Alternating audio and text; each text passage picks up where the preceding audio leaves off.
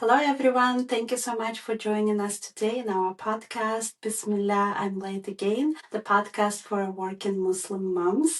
Today, and I'm your co-host, Yelena, and then we have Nora here. Today, we're going to be doing a spotlight on Nora. And I wanted to start with kind of my own introduction of you, Nora Jan, if you don't mind. So I have met you many years ago in the masjid in San Francisco. What I have discovered from you from very beginning, observing you, talking to other people, being a friend to me, is that how easy you can strike a conversation, and this genuine curiosity that you have for people, this like authenticity that you invite to every conversation that makes other person feel that they belong, feel that they matter. You're also a good listener, and then you will spend time to ask questions about other person, but also truly listen to what they have to say and acknowledge that what they have to say matter. That's what I felt for probably first time in friendship, where a person really was curious to know what I have to say. And even if you would disagree with me, you would still make me feel that I have a right to have that opinion. That it's okay for me to have the opinion that maybe not the opinion that would be accepted from others, right? And I have many of those, that. That's what really struck me about you. The other thing is you are very deep. There is so much going on within you, and more I was communicating with you, more curious I got to get to know you on a deeper level. So I'm super excited today to go even deeper, to have this protected time, not when we are like running in some kind of party where we have like only 10 minutes to strike a conversation, or not when we are running after our kids, but actually sit down and get to know you on a very maybe deep and personal level. All of those questions will be about you. And then if any, I hope this conversation to be very genuine and slow, where we don't have to run anywhere, think about anything else. How does that sound? That sounds very exciting. I just want to say that I am looking forward to hearing your questions. I know that all your questions will be very intentional and very well thought out. And I also want to thank you for choosing to interview me. I feel so special right now. Well, you are special, and you truly, I would love the world to see that deep world that you have going on within you. And well, let's start very easy with kind of like, break the ice questions. What do you prefer? A cozy day with a book at a fireplace, or a loud day outside in the beach in a hot weather? Okay, I'm a beach girl. I was born in Morocco. We lived in a town. It's a small fishing village. It's getting bigger now, but we were walking distance from the beach. So I am a beach girl through and through. I prefer hot weather, and it has to be specific type of weather for the beach. It has to be hot, dry weather with not a tiny bit of wind. I don't want wind. If it's going to be windy, I'm not going to enjoy it. So it has to be just sticky hot weather, not sticky, but just hot weather, no movement of wind, and beautiful waves. I love tiny waves. I also love big waves when it's a big, when it's like bigger waves, I enjoy them. But the most serene and relaxed I feel at the beach is when it's tiny waves and I can just lay down by the shore, just like right where the waves break, and I can just lay down and you can hear the sand going through with the waves. That's like my favorite thing to do ever. I wish I could do that right now. It's just it's the most relaxing self-care that you can give to myself. Yeah.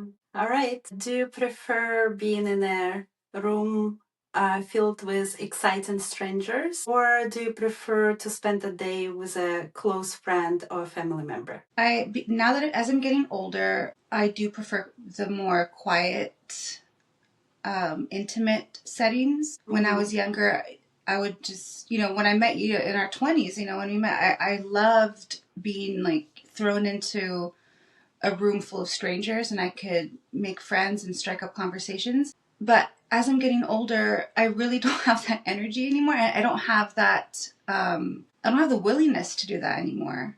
I'd rather be with friends and family that I care about and that care about me. And I really do enjoy like the quiet, I don't have to be on. I don't have to like entertain and just put myself out there. I could just be myself.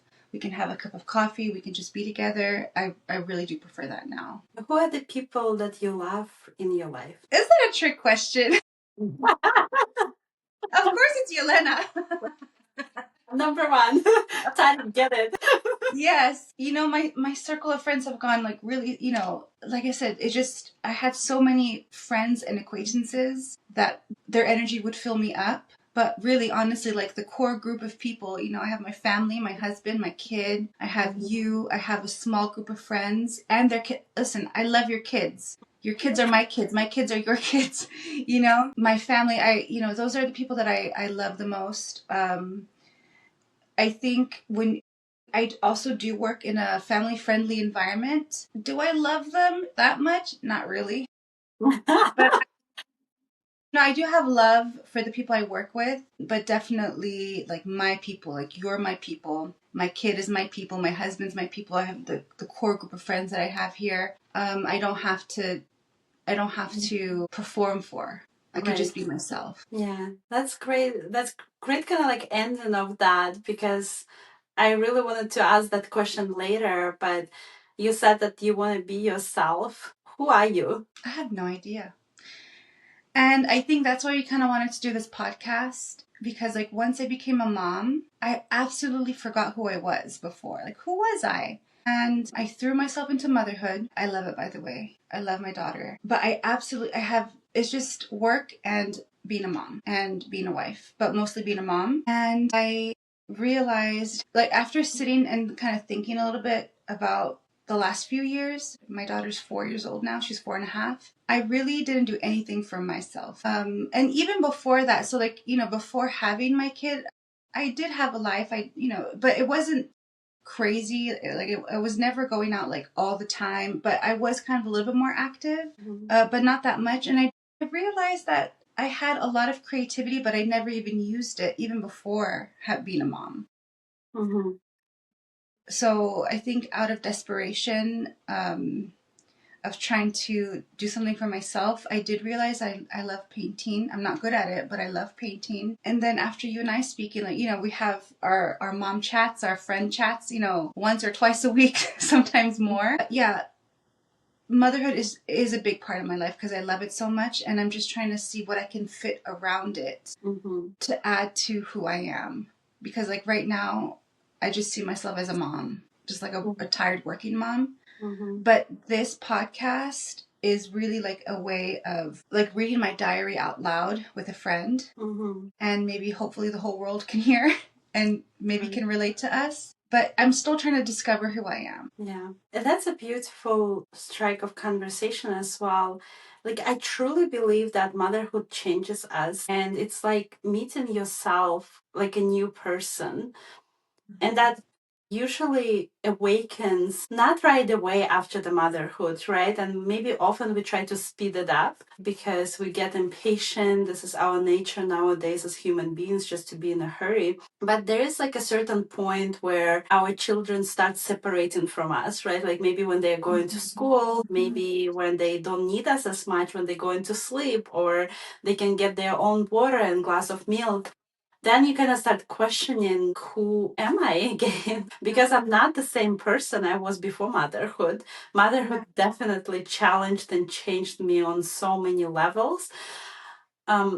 I would not agree with my old beliefs. I would not agree with my old values, even, right? Like it's completely changed me, but how do I meet myself again, right? Like, what are those things that we can do to meet ourselves? And lately, I know that you mentioned in journaling, and I picked that up as well. What other ways do you think we as mothers, or like, because we're talking about you in particular, what can you do to get to know yourself again? I don't know. I mean, I also am taking therapy. as well. Mm-hmm. I think I've been doing therapy now for over a year. Well, on and off since my daughter was born, but more consistently in the past year.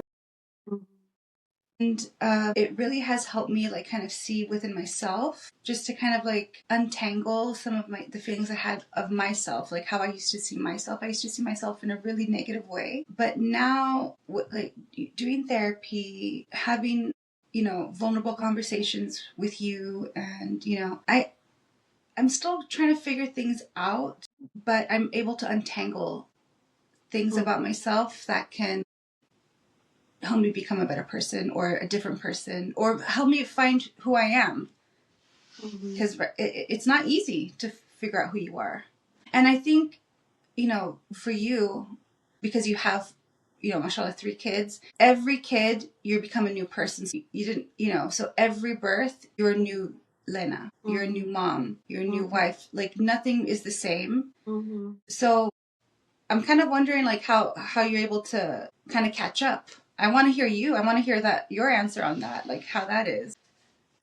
And this is who you are, you always create that space for other people to kind of join in into the conversation and share their experiences. So like I do appreciate you for that. I wonder if we can even do something like that together, right? Because I think I almost know what I need to do, but not necessarily that I engaged in that. Like, well, my oldest is 10, and then I have a 4 and a 2 year old, so I feel like I didn't really have that space to truly like engage with myself. And between my 10-year-old and a 4 year old, we had a miscarriage.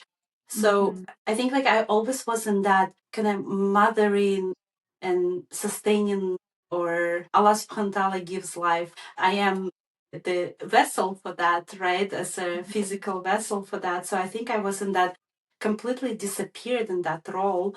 So I almost know what I need to do. And I wonder if you will agree with me on that. And I know that's kind of completely moving away from all the questions that I have right here for us to go through with you. I wonder if it's, first of all, for me personally, that's for sure that this is a time alone when I'm not on my phone and I'm not surrounded by my children who like constantly need my attention or need something from me. But also, it's a time to process it through either therapy or meaningful conversations with a friend, right? Like not when we just like talking about the things that come up every single day, but actually going deep into those questions. And I think it's journaling. I think it's truly like the mindful journaling, maybe prompted journaling, when there is actually a prompt that asks something about me, like what I like. The crazy thing I did do when Karim was about like 6 months, I think I came to that point and I spoke to you about it. Like, I have a feeling that I need to do something and I don't know what that is, and I don't know who I am. And I feel like I've been pleasing everybody around me for all the good reasons, right? Like, your husband, your kids, your parents, like, your work, like all of those things. Like, well, it's part of being a society, like in a society. But I realized that I don't even know who I am. So there's a journaling that I start doing, and I did it for good like 21 days, which I was super proud of myself. And I remember I was asking myself just very simple questions. What did I enjoy doing today? What I didn't like doing today? And what I want to start doing more of based on these two questions. And it really, really helped me to even sort out some people, right? Or some activities that may not be. And then the first step, I think it was like I listened to some kind of psychologist on YouTube. And then the first step, I think it was ask yourself what your values are. And then ask yourself what kind of like your goals are, right? And then based on that, you journal every day, trying to ask yourself, you kind of get to know yourself through those things. Hey, I always talk to this person, but actually I never like doing it. And it's just like, and I have had this person in my life forever, and it's just so sad, but I don't like being with this person. And that's a very silly example. Or I realized that I actually don't really like sushi. I remember sitting and eating sushi, and I'm like, I always told myself that I love sushi, and then I was sitting and eating it and trying to understand, like, do I actually like it? Or my husband asking me, like, where you want to like go out to eat, or what do you want to order? And I would be like, what actually do I want to order? Like those silly, craziest questions, but I forgot how to ask it because it always was, well, let's order something that kids would eat, right? Like Yeah, let's because go your kids love somewhere where kids sushi. gonna eat. Yeah. So I wonder, and with that question, like, what do you think about like what I just said? Sorry, it's a lot. I think we're just as moms, we really do we tend to do things that other people would do, and it overrides what we want to do. Yeah. Like, I know your kids love sushi. You've mentioned it a few times. So after you said that you don't like sushi, I'm like, wow, that's a hot take because you guys eat sushi often. But now it's because we just found out that it's not your thing, but you Yeah. do it because your kids love it. I kind of wish my kid would like sushi. She's very picky, but yeah, that's such a hot take that's such a surprise for me that you said that because I feel like you mentioned sushi at least like once every couple of weeks, you know? But I do think like us as moms, like we just do things, we just put ourselves last. We Yeah. just put ourselves last. Like, especially like if you have kids that if they like something, and in my case, I have a picky eater, I'm gonna go with something that she's gonna eat because I need her to eat, even if I'm not very happy with the food choice for myself. And I used to make two different meals, like a meal for us, my husband and I, and then a meal for our kid. But now it's like, no, you gotta eat, you gotta get some more nutrients in you. So I am being a little bit more strict on her with that. Mm-hmm. But like in general, I really do think we as moms, like we put ourselves last. Yeah. Like we'll eat the crumbs. You're not gonna finish that little piece of bread I gave you. I'm just gonna finish it because you know I don't want it to go to waste either. But yeah, we just put ourselves. I think we put ourselves last because we want to make sure that everyone else is okay. What And is your I think it's okay to want to make sure that your family is taken care of. But what about us? Yeah. What is your most favorite meal Of the day? like Or what is your most favorite dish? Like the dish that comforts you, maybe brings you joy? That's a good question. I feel like I don't know it. Do you know that? I do enjoy couscous, Moroccan, so I do, we haven't made it. Couscous is supposed to be like like a Friday tradition. Every Moroccan family is having couscous on Fridays, but we don't do it because I work.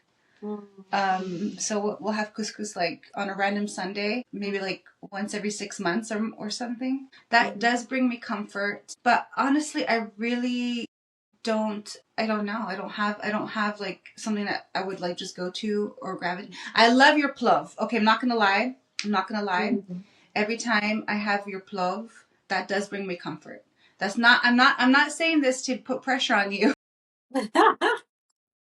but I love plov, and I also like the Afghan version of plov, the palau. I remember when I was pregnant, even though I couldn't eat, like everything made me sick. I remember wanting it, like really craving it, and Tariq made it for me. Like he actually made his version of plov or palau, and it was freaking delicious. And I remember I was like laying in bed, just like really sick and really I'm not enjoying pregnancy. And I can just smell everything smells so delicious. I think I took one or two bites and I couldn't finish it because I couldn't keep it down. But I remember the effort that Tarek went to make that for me. But I would say like plov or Afghan palau really honestly is like such a comfort food. It's such a special moment of care that you just shared Mm-hmm. about Tariq, and kind of like really reflects like who he is, Mm-hmm. as a caregiver, and then as a man of a family. Just like a very sweet moment. Thank you for sharing that one. I did get better over time doing the osh palav, so I think like next time I do it for you, you will be surprised. Okay. And what is your and this is like, we're talking about couscous and kind of like warm memories of childhood, right? Every Friday you guys were having it as a family. What is your warmest, like sweetest, joyful childhood memory that brings you comfort in a tough day? I feel like I kind of mentioned it yesterday when we were talking on the phone. Mm. My parents used to spend a lot of intentional time with us. Like we would spend intentional family time, and which means like we used to all go out on bike rides as a family. Mm-hmm. And we just bought my little mini me a bicycle. Mm-hmm. And she's learning. She's a little bit, she's getting better every day, Mm-hmm. but definitely needs more practice. And it kind of made me want to get my own bicycle now. I really want my own bicycle. So I've been hinting at my husband because I have a birthday coming up, and I'm like, okay, I'm sending him some pictures of bicycles that I like. That is so one of the memories I have is that we all went on a bike ride in our town. Mm-hmm. And right now, the place that we went to back then, it's developed into like a housing. There's housing there now. Mm-hmm. But before it used to be like trees, like just bare trees, and we would just like drive over there with our bicycles and have breakfast. My mom would pack us breakfast, and we'll have a picnic, and we used to climb the trees. And yesterday, when I took my daughter to the park, she was on the bicycle, and then she's into climbing trees now as well. So she's like taking her little bicycle, and then she'll stop, and then she's like, okay, there's a tree I want to climb. And so I've really been thinking about, it's been making me think about this a lot. I've been reminiscing about that a lot. Another thing that I used to do with my families, we would go to the beach a lot. Even we were probably one of the only families whose parents would take us to the beach like in the cold in the winter. A lot of Moroccans, they tend to like stay away from the beach. They don't want to get sick and stuff, but we would go. And we would spend Father's Day. No, every Mother's Day, because Mother's Day is before Father's Day. That would be our first beach day of the year before summer starts. And yeah, just like really, we really did a lot of fun stuff as a family. It was, my parents had a lot of time with us. That was one of the reasons why they didn't want to raise us in the States. They wanted a slower life. Mm-hmm. Believe it or not, my dad actually gave back his green card because he'd rather stay in Morocco and raise us in Morocco. Yeah. I feel like every immigrant's going to be like, you're so stupid. Why'd you do that? But it really speaks deeply about the family values that you have as a family. And I have two questions that coming out of that story that you said. First one is, what does it mean to you, a quality time? Yeah, so quality time for me, because we do live in a busier world, whereas in Morocco it was a lot slower. It was family life. Like part of life is being a part of the family. We used to come back from school to have lunch with the family and then go back. But because we live here and we live in a rat race where we just have to go and kind of we have to work so hard to make income and ends meet. It is different. I work Monday to Friday. Alhamdulillah, I work in a position where I can work a hybrid. But my husband does not work hybrid. He has to be on location every day. And with his type of work, it's very physical. So he's out a lot. And then my daughter's in school, and we have to enroll her in after school as well. So for me, family time, really honestly, it has to be more intentional. I feel like we have to work hard on it. And that means like when we are together, we have to do something meaningful and fun. Because the rest of the week we don't. It's just like, okay, get up. We're racing against the clock every day. Get up, school time. All right, get dressed. Breakfast time. I have to get myself ready. I have to catch the train. I have to catch a specific train to get to work at a specific time. We have to be back at a certain time to pick up our kid before after school closes. So we really are just racing time, and we don't have the luxury of being slow. So when we are together, I really want it to be more of an effort to do something that can change that changes the everyday routine, everyday grind, which means I would love to have a morning where we can go on a family bike ride. Right. That does mean a lot to me. It doesn't happen right now. We're in a season where it's not happening. It just right now we're just there's too much happening and it can't happen. But that is my dream. My dream is to have like that one day that we do have together is to make it count. Whether it's like today, alhamdulillah, we were able to have breakfast together. We haven't had breakfast together in a very long time. It may be a shock to some people that already have breakfast together all the time, but right now in the season of life where we are, we can't have that. So we were able to have breakfast together for the first time in weeks. And that was fun. Yeah, what I hear from you that it's important to you that the family, first of all, complete in that day. And I hear that your closest family, like your husband and your daughter, being next to you in those moments, that's like considered to you that you are spending a quality time. What I hear from you that making that memory count, whether it's that intentional, meaningful connection that you are planning and creating all together, putting that effort to actually create meaningfully, intentionally create that memory. So it's not a Yeah. passive thing, because for some people it is very passive, right? It spending a day in the same room together and everybody doing their own thing, right? But we're just in the same space. And that considered a quality time for some, right? And then for you, it sounds like that it's more than that, right? Like it's more meaningful, it's more intentional. From that, like I wanted to ask you, like you know about the five love languages, right? Yeah. I heard you saying that before. And I don't think that there is like really, there might be now, but in my opinion, there has to be some kind of like a more objective assessment of that, right? Versus just person saying, I think this is my love language, right? But what do you think your love language is? Definitely touch and like quality time. I need that. And my daughter also, we're all very touchy. We're all touchy. We're such a touchy family. We're always like giving each other hugs. And even if my daughter and my husband, if they're not like hugging, like they play fight, they love that. My daughter's like, oh, I can't wait to get bigger so I can beat, so I can beat daddy and I can win, that's their way of showing love to each other. Like they like to roughhouse. But with like our little one, she just loves quality time. Okay, let's do a puzzle together.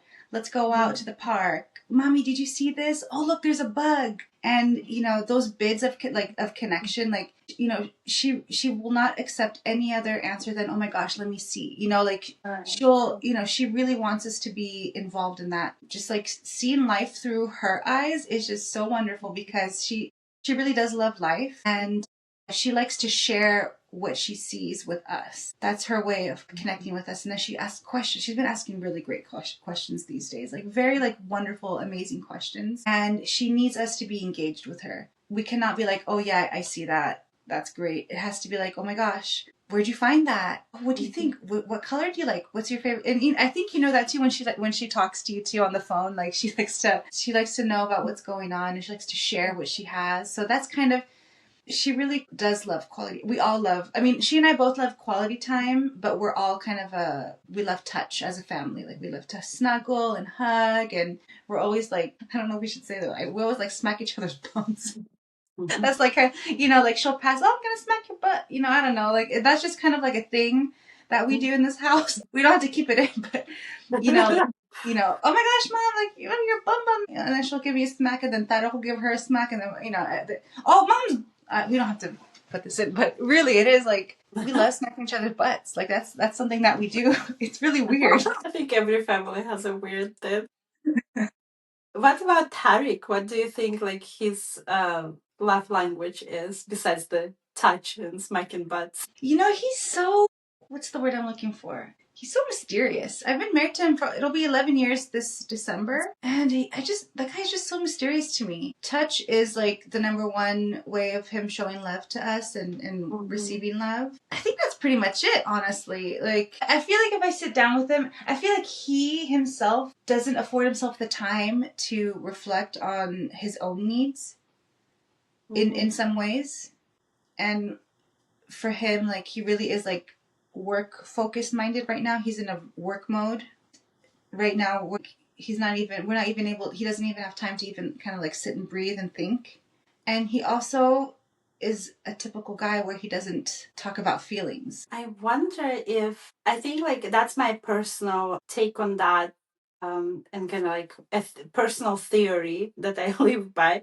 I think the most overlooked type of love language is the acts of service. Mm-hmm. Not because this is the most unnoticeable one, because people usually s- create those like acts of services, and then it might be even becoming in a way of like everyday life, right? Mm-hmm. And I think it's very common in men. Again, another personal theory. I did see that in Kamal, that I think like he will not, the words of affirmation is definitely not about my husband, right? Like he will not express the love like through words of, but he will do the acts of love, right? And Mm-hmm. whether it's providing for the family, right? Like working extra Mm-hmm. because he wants to you guys to live in that comfort that he creates for you. Mm-hmm. I wonder if that's one of his, but that's a completely personal theory. Mm-hmm. I want to get into, like, I want to have enough time to get into something, a very interesting exercise, which I think will really help me to get to know you on a deeper level. Um, it's an exercise called calls like every 5, right? But we're not gonna go every 5 years of your life, of course. But I'm gonna ask you a series of questions. But I want you to kind of like go back into the time of your life during that age, Mm-hmm. right? And it's gonna be kind of the same questions. So imagine go back into the time where you are 5 year old, Mm-hmm. right? What are you doing? What are you thinking about? And what are you dreaming about? What am I doing? What am I thinking? What am I dreaming about? Yeah. What are you doing when your typical 5 year old day? Hmm. Where are you? I What are you used doing? to. I was a. You know how what's being said these days on social media, like bedroom kids are raising living room kids. Have you heard of that? Uh, That- like back in the, they're saying like us millennial parents, like when we were younger, we were bedroom kids. We would just be in our bedroom, Mhm. whether. And I really was a bedroom kid. I used to love to play. I played with Barbies.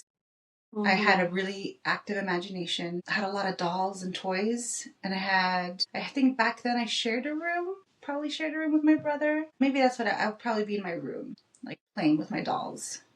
So you're in Morocco, Yes, in in a Morocco. house in Morocco. Okay. What are you thinking about? What are you dreaming about? What was I thinking or dreaming about at 5? Really, Jen, I don't know. I feel like if I asked this question to my daughter in 10 years, I think she would know exactly what she was thinking and dreaming about at 5 years old, at 4.5. Mhm. Myself, I think I just needed, I really don't know. I don't think I had. That's a good thing, actually, like because that reflects on the safety of childhood at that Mhm. age, at least, that your needs and kind of like the basics are taken care of. If you remember yourself like playing, right? Mhm. Like you are mindless, just as a Mhm. child should be, Mhm. right? So Mhm. beautiful. Now we go back to 15 years old. It doesn't have to be exactly 15, but teenager year, later teenage years, right? What are you doing? What are you thinking about? What are you dreaming about? Besides marrying Tarek. That is that is when ish hit the fan at 15. That's when a lot of turbulence in the home happened. I feel like my parents didn't. I wasn't even that bad of a kid. I'm not gonna. I don't think I was that ever that bad of a kid. But definitely my parents and I butted heads a lot, a lot. I did, alhamdulillah. The thing is, I feel like I sound like a spoiled brat, but I had my own room with my own bathroom. Like we had a, alhamdulillah, like it was. We were blessed in so many ways. I had my own room. That room had a patio.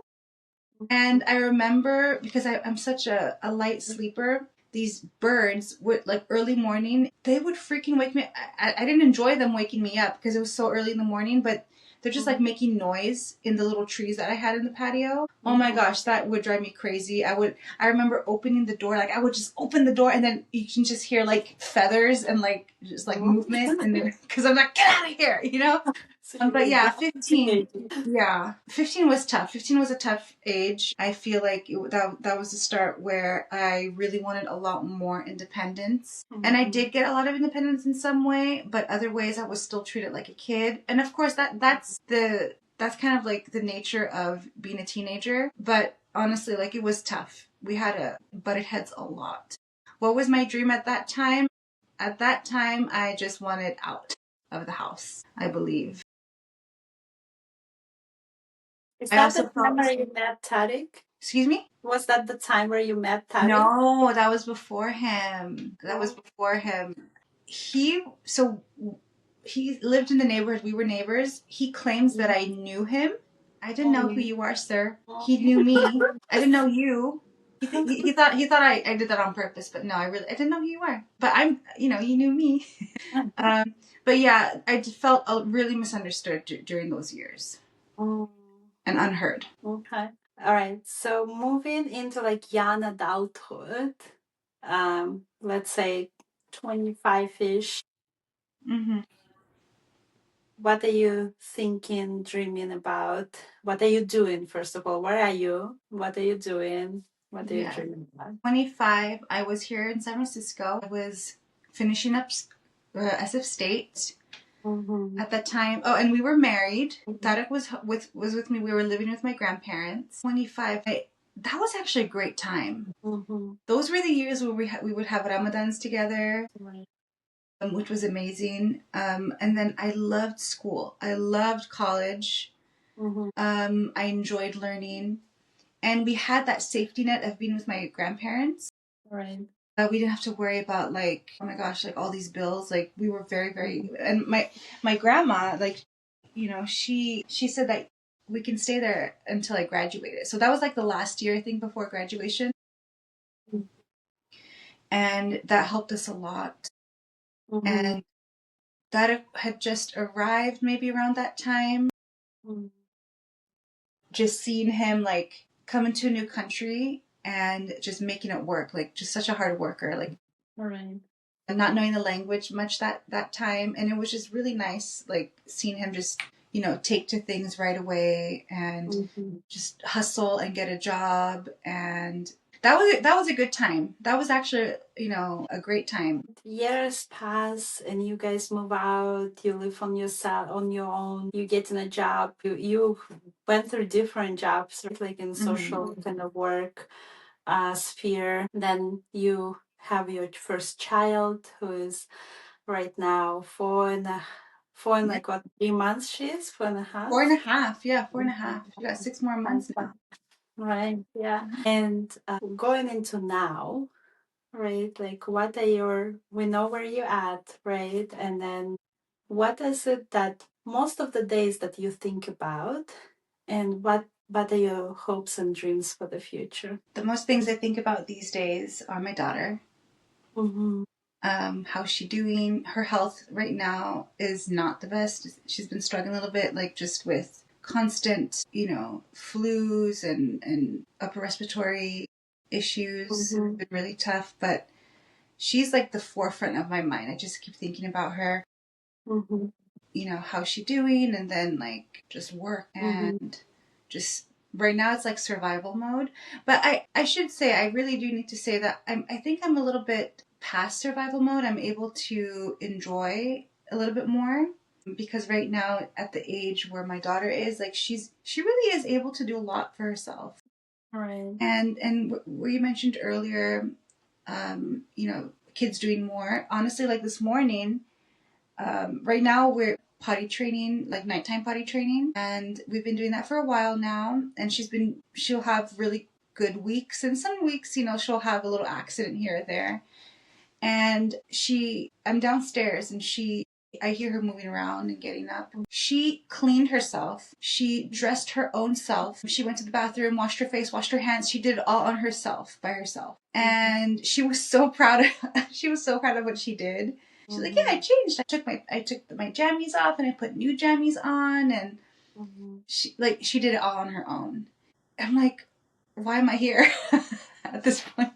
They were sweet when they don't need you anymore. Yeah, like why am I here? Like who are you? Like you don't need me anymore. And it really this morning it did kind of hit me a little bit because like I think when you're in the newborn phase or like the young infant phase, that's all you do is the diaper changes and the this and that. And you just keep yourself busy. And I was like, wow, that was like 15. I mean, we still have to give her a shower, of course, but that was like 15 minutes to myself, not having to do that. And I think this is where I kind of like circle back right into the whole conversation of like knowing yourself. Like we, as mothers, we don't even think, what am I thinking about these days?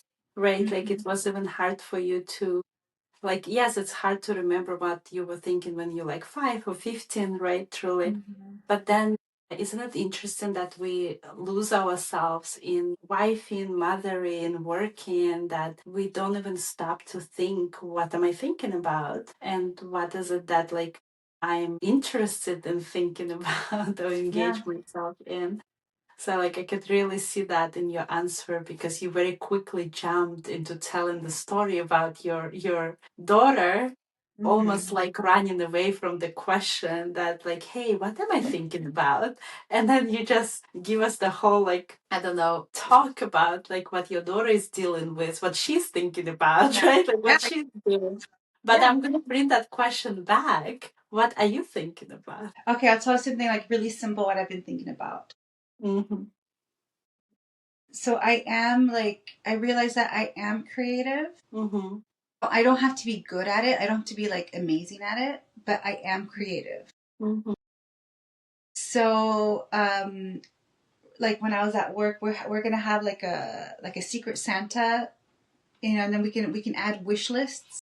So I'm Mm-hmm. thinking, oh, okay, I'll add some more, facial stuff. I do love to take care of my skin as much as I can. But then yesterday I saw this, it's like a book, but Mm-hmm. it has like different stitching, like how you can stitch. It has like, how to, it's not a sewing kit, but it has like a sewing kit, but it just teaches you how to Yeah. stitch each and yeah, and each page has like so it goes from easy to difficult, and then it goes from like how to stitch like simple stuff, and then you can go and like stitch like an actual picture. And I'm thinking that would be so nice if I add that to my wish list and I took away some other stuff from that wish list, so whoever got me can get me that instead. And even if they don't get it for me, I'll get it for myself. But I'm Right. thinking that would be so nice if I can just like every night like do a page or two of stitching. I've never done, like, I don't even know much about stitching or sewing, Mm. and It's for me very right now it's more interesting. painting, but I'm thinking that would be so nice because it's like organized Mm. already. I don't have to worry about like putting things away. It's all there. Yeah. And that's what I want to do. If whoever got me for, Secret Santa, if they don't get it for me, it's fine. Not a big deal. I will get it for myself, but I'm looking forward to that. Yeah, I'm super interested in that. I want that for myself. Share I that think with we would love that. I think me. both of us would really enjoy that. I love knitting, but I used to knit a lot, like before kids, and I did certain things for my kids before they were born. But it takes a lot of time, yet it also is very meditative, and it takes your mind away from all the worries. I think Yeah. like it's a Xanax of our grandmothers, because it's really like it completely takes your mind away because you have to sit and count Yeah. their the stitches and stuff, so it's just like an interesting way to take your mind off life Yeah. before But you go to you've sleep. always been very creative. Like whether it's your poetry, your writings, like you've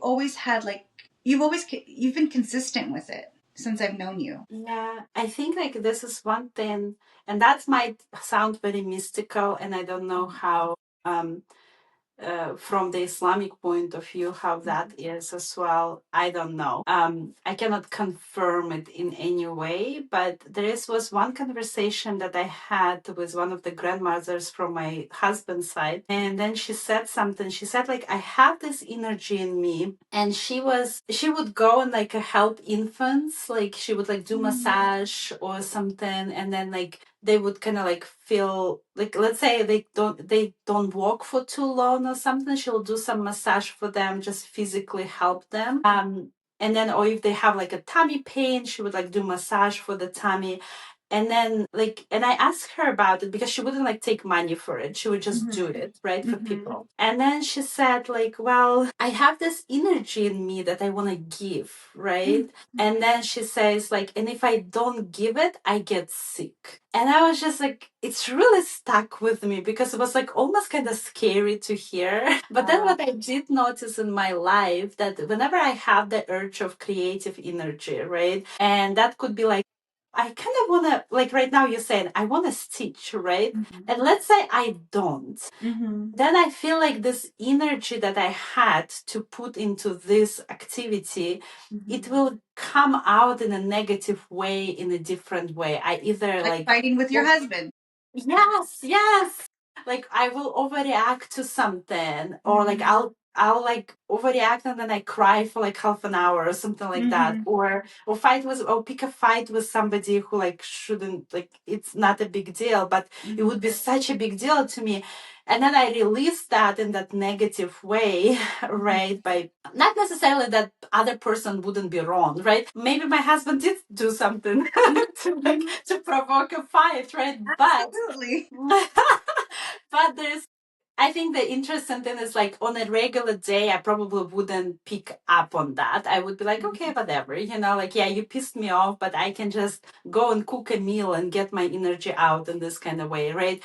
Or like I'll scrap and clean something, or like I'll write an email or something, like, I'll release the energy in a different way. But if I didn't do, but when it was a rush of creative energy, like I'm always afraid that it might switch into, and it's always better to release that negative energy in a creative way. So I'm super excited to witness you like do the stitching and more painting, because like I enjoy your painting. Like I have one of your paintings, like the cactus one. So like I really enjoy like just like a lightheartedness and joy and light colors that you choose when you paint. Thank you. I actually I do, and it just hit me what I've been doing these days. I'll say it really quick. I've been enjoying thrifting, which is very random. But I don't thrift like clothes because I don't have the eye for that yet. But I've been going to like the home goods area. And I got a few things that really have put a smile on my face and kind of helped me put like it just. I've been doing that. I've done that a few times, and I've actually taken my little one with me, and it was so much fun. I mean, sometimes I just need to go by myself. That would be a really good self care for me, is just to like just go through the antique shops on my own and stuff. But by the time I took my kid, she had so much fun. She picked up a tutu. She's like, I like this. I want it. I'm like, okay, a little bit. So it was fun, just to like do stuff like that. So I have been doing that for myself as well. Okay. There's a smile on my face. Good. And going to the second part of this question. So what are you dreaming about? What are your hopes and dreams are? My hopes and dreams. My hopes and dreams right now is to continue to find myself. I want to be an even better version of myself that can spill into being a better mom and a better wife. But first, I'm in a time of my life right now where I need to put the mask on myself first. I really do. I need to take care of myself in order for the household to keep running. Right. And these kind of like creative talks and these creative outlets have honestly been very helpful. And right now, my little one is in Sunday school, and Sunday school was on a break for a little while. I didn't realize how much I needed that to come back, because I need that time to myself. But yeah, right now my hope is to understand myself even more, to be a better functioning mom and wife. Beautiful. And before we wrap up today, now imagine yourself like 25 years from now. Okay. Where are you? What are you doing? What are your hopes for that time in your life?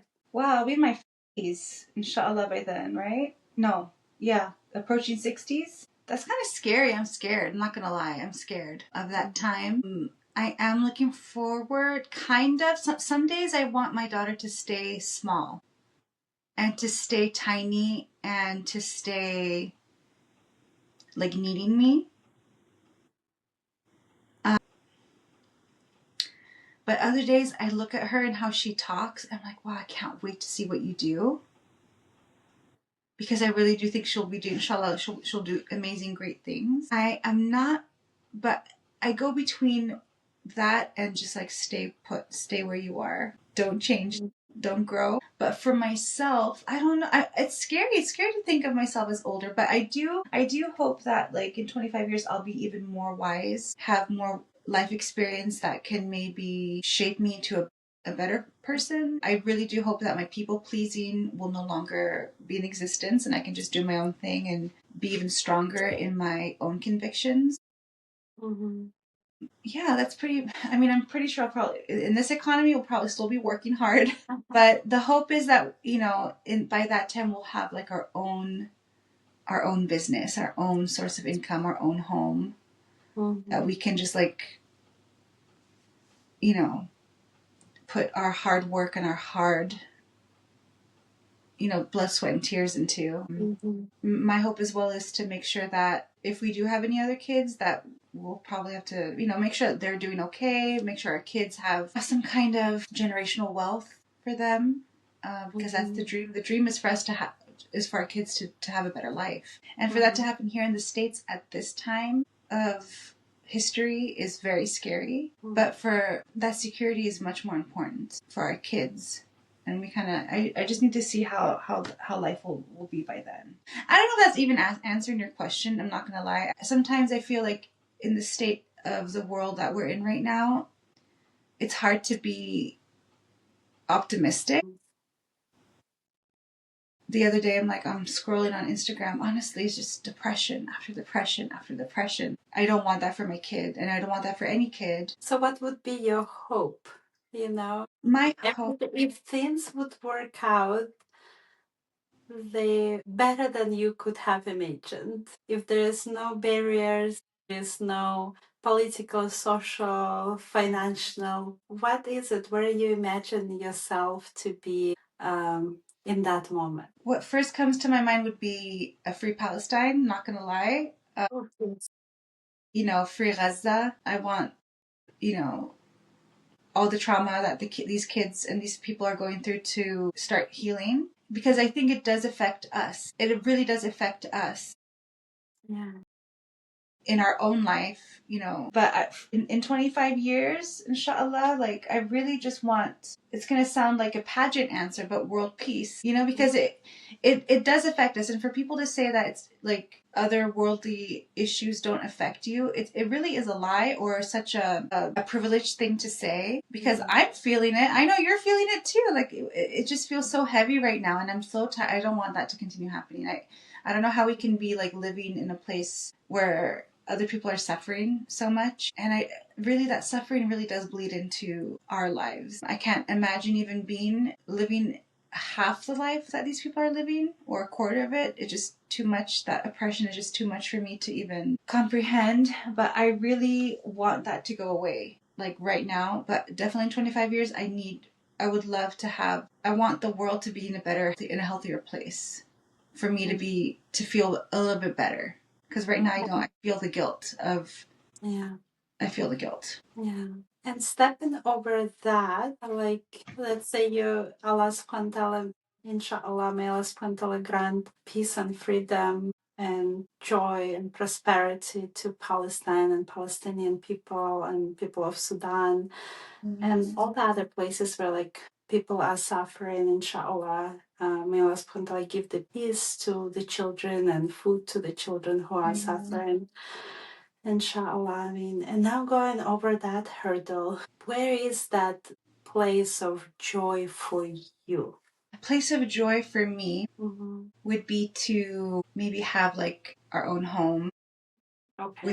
With like a she shed, like a my own space, my own little room, to just paint as many like amateur paintings as possible, you know, or stitching, you know, everything I do is like kind of amateurish, like a, you know, but I love it because I'm making it, I'm doing it.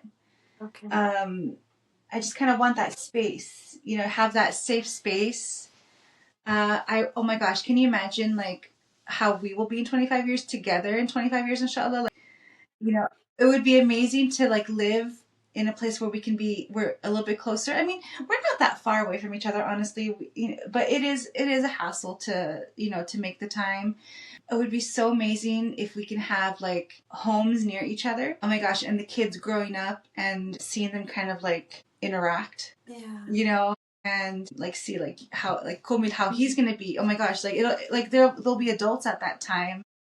But I just kind of, it'll be so nice just to kind of like just chill and breathe and just see the hard work that we put in as moms, as working moms, to see that like the effort and the heartbreak and the tears and hard work all like culminate into what our kids will be, and to make them, you know, because what is our goal is to make sure that our kids are like amazing human beings that can in society, and that would be so amazing to see. And it'll be so nice that we can like be together, like to see that go through, like, you know, all these years of friendship. We would probably, you and I would have like so many things to that we have would have gone through together even more, like as the kids grow. We said that we want to see, can you imagine like we want to go see the Northern Lights. Like, can you imagine like the kids in 25 years, they can just do their own thing and you and I can finally go to the Northern Lights, you know? I hope it doesn't take 25 years for that, but you know, just kind of like, I think it'll be like a second part of life, like, you know, empty nesters, which is kind of scary if you think about it, because then we would really have to lean on like things that we want to do to keep ourselves busy. But that's like a long winded, like just like kind of thinking ahead, like what life would look like is kind of scary but also exciting. Yeah. So what you hear you saying is you're in that joyful place in your own home that you and your family built, worked hard to get and create, right? That space. You have your space for creativity in that place. You are there close to your family, you know, to your friend. And this is a beautiful future to look forward to, right? Thank you so much for being here today with me.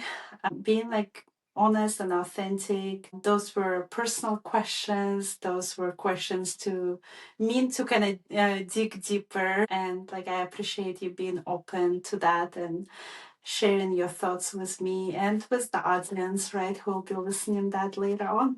I love you, Nora Jan. It was fun. Thank I you love so you much. too, and I look forward to doing the same kind of interview with you as well. Hopefully, I'll have as good of a questions as you asked, because you asked really great questions and it was really fun. It was really fun. Thank you so much for everybody joining us today, and we see you in our next episode.